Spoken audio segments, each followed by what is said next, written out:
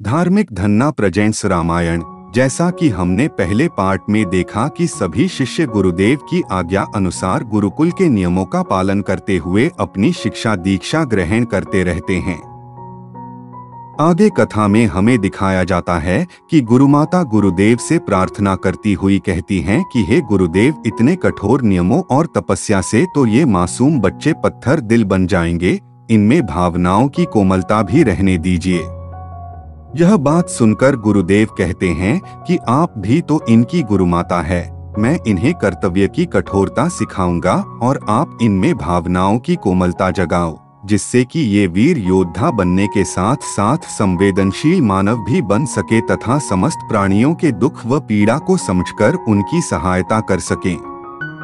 यह सुनकर गुरुमाता कहती हैं कि मैं आज ही से इनके लिए सामवेद का पाठ शुरू करवाऊंगी, जिससे इनका जीवन नीरस न रह जाए और उसमें संगीत के स्वर गूंज उठे, तभी तो ये पूर्ण रूप से मानव बनेंगे, जिनमें साहस व वीरता के साथ साथ प्रेम व करुणा का भाव भी होगा।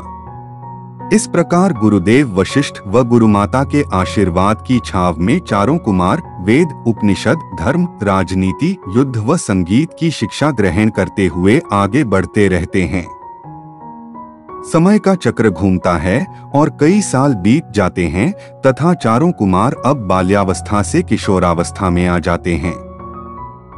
गुरुदेव अपने शिष्यों को मानव शरीर और इसमें छिपी दिव्य शक्तियों के बारे में बताते हैं। गुरुदेव कहते हैं कि प्रकृति में बहुत से शरीर हैं, परंतु संसार में सबसे उत्तम शरीर मानव का ही है, क्योंकि इसके अंदर वे आध्यात्मिक शक्तियां हैं जो किसी दूसरे प्राणी के शरीर में नहीं हैं।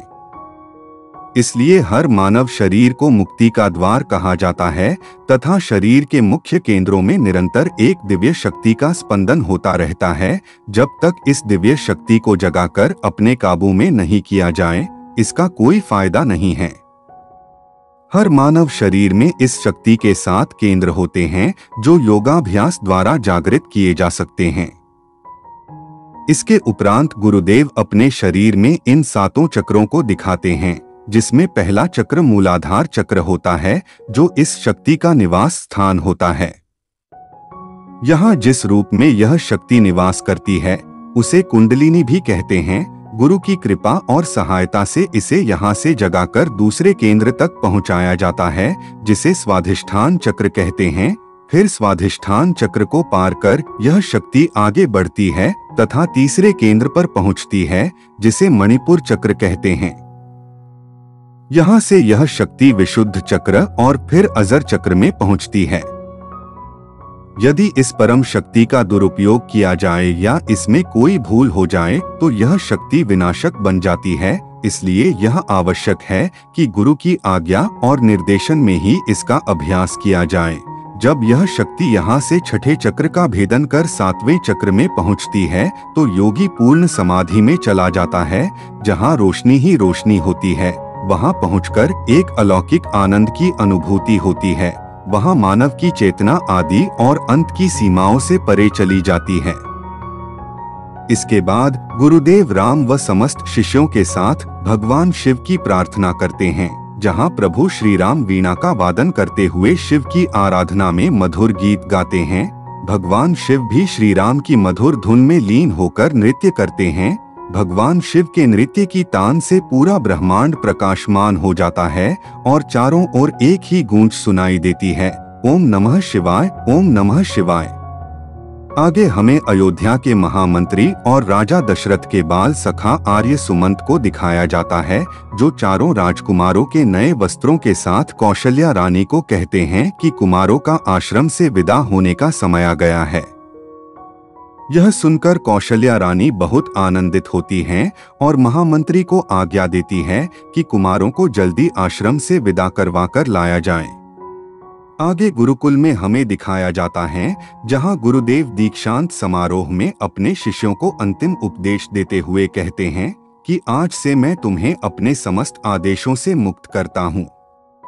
आगे गुरुदेव कहते हैं कि तुम अपने आचरण और कर्म से इस संसार में सुख, सुंदरता और प्रसन्नता फैलाओ, मानव धर्म के आदर्श स्थापित करो तथा दिलों से बेर निकालकर उनमें प्यार के बीज बो दो। यह वचन लेकर गुरुदेव शिष्यों को आचार्य ऋण से मुक्त करते हैं और उन्हें आशीर्वाद देते हैं। इसके बाद चारों कुमार गुरु माता से आशीर्वाद लेते हैं और आश्रम से विदा होते हैं। आगे हमें दिखाया जाता है कि पूरी अयोध्या नगरी चारों राजकुमारों का स्वागत कर रही है और उन पर फूलों की वर्षा कर रही है। पूरी अयोध्या नगरी में चारों राजकुमारों की जय जयकार के नारे गूंज रहे हैं। जिस गली मोहल्ले से राजकुमार गुजर रहे हैं, वहां उनका भव्य स्वागत हो रहा है। उन पर पुष्पों की बारिश हो रही है और चारों तरफ उनकी जय जयकार हो रही है। इसके बाद चारों कुमार अपने पिताश्री के चरणों में अपना मस्तक रख उन्हें प्रणाम करते हैं। राजा दशरथ भी चारों कुमारों को देख अति प्रसन्न होते हैं तथा उन्हें आशीर्वाद देते हैं। इसके बाद चारों कुमार अपनी माताओं को प्रणाम कर उन्हें स्नेहपूर्ण गले लगाते हैं।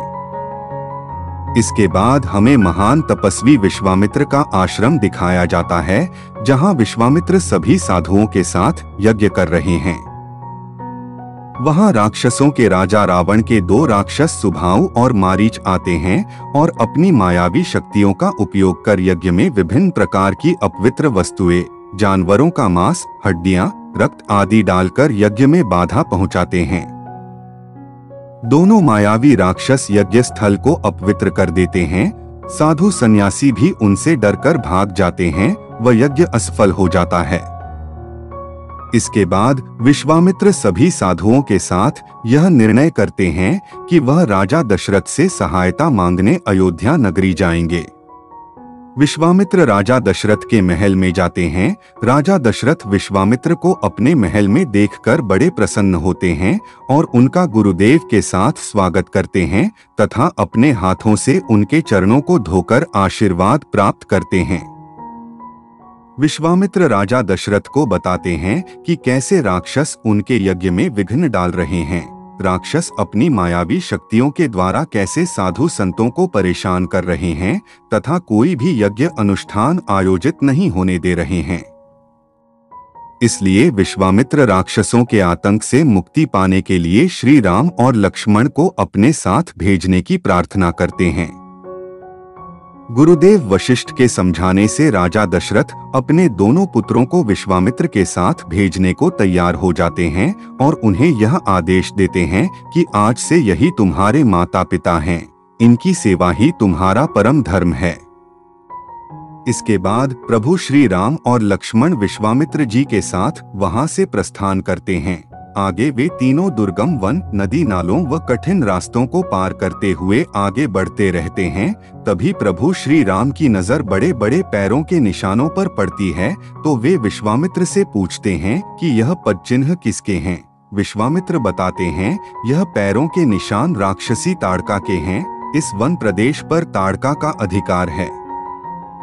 पहले यह क्षेत्र खुशहाल नगर हुआ करता था, परंतु ताड़का और उसके पुत्र मारीच ने अपने आतंक से चारों तरफ विनाश कर दिया तथा इस खुशहाल क्षेत्र को वीरान जंगल में बदल दिया।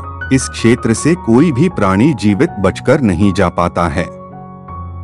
विश्वामित्र उन्हें ताड़का वन में ले जाते हैं, जहां ताड़का निवास करती है। राम अपनी धनुष की गर्जना से ताड़का को जगाते हैं। ताड़का क्रोध रूप में उनके सामने आती है। उसके बाद राम और ताड़का के मध्य भयंकर युद्ध होता है।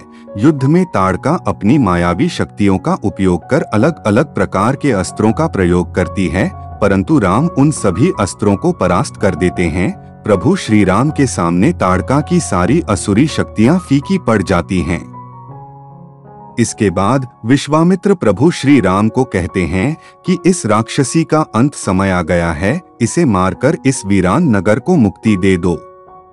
तब प्रभु श्री राम अपने दिव्य बाण से ताड़का पर वार करते हैं।